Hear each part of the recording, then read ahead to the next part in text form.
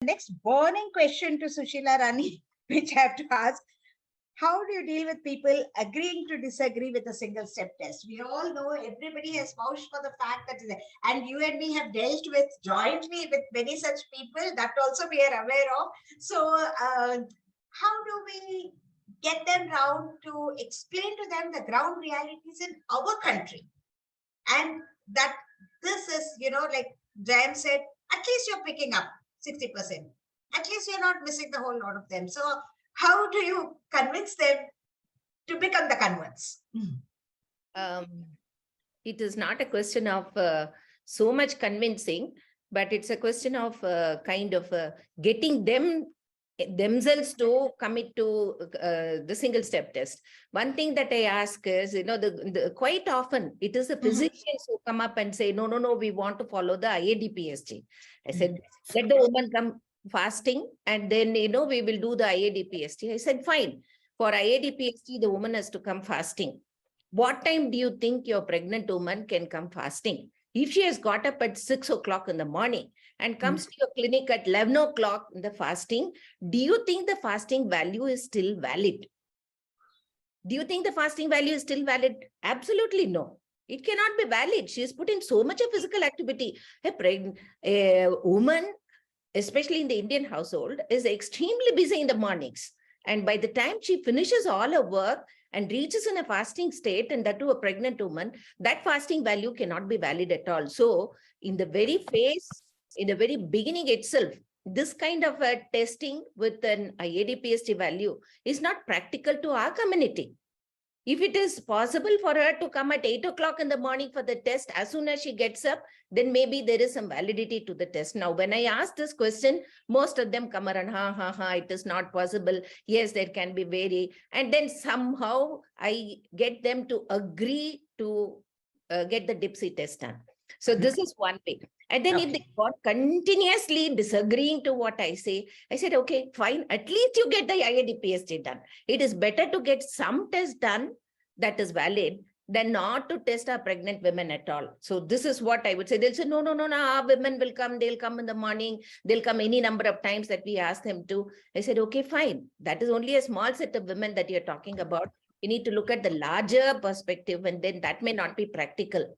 And over a period of time, Hema, I've seen that most of them have got converted to the single step test. Yes, there are still a few who stick on and say, no, our test is better. This is not okay. But most of them have been convinced that single step is better.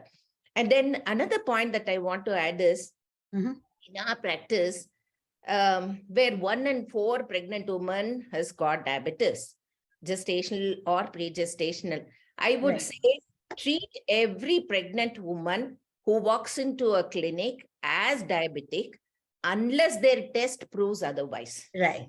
So what do I mean? The moment she books, you get a OGTT done. And then the first question that they ask once the pregnancy test comes positive is, doctor, what should I eat? What should I not do? And then, I pull out, I have a PowerPoint itself.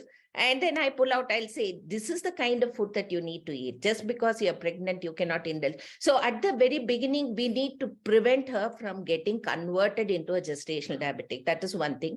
Another thing is, I talk to them about the recommended weight gain at the very booking.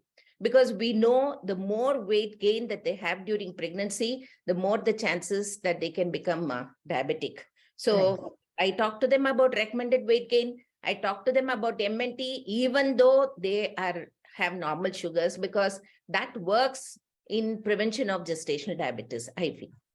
Right. So this is a proactive preventionary precaution as a general measure that if you would take, it would go a long way in, in the pathway of the lifestyle change that you have already instilled in her mind, so that when you actually do the tests and there is a need to be more disciplined than what you've already told them, then it becomes even a step easier. So, Susheela, your message to the postgraduates, because you are having the greatest number of years of experience in running the postgraduate course. At every course, have you found the confusion still persisting, and every time you have to kind of clean up and sort out? Or what is your message to the postgraduate? After that, before going to Bhavtani, I'll just go to Uday because he wants to respond to something that Sushi said. Yeah, Sushi. Wonderful, wonderful question. In the earlier years, it is not the postgraduates who are confused. It's the faculty who were confused. So I used to take a lot of time in trying to convince the faculty, because if the faculty are convinced, then the postgraduates will automatically get convinced. So it took a couple of years for us to choose the kind of faculty who would be convinced and who would get the proper message across. And now in our postgraduate forum, there is no question of anything else other than the single steps test.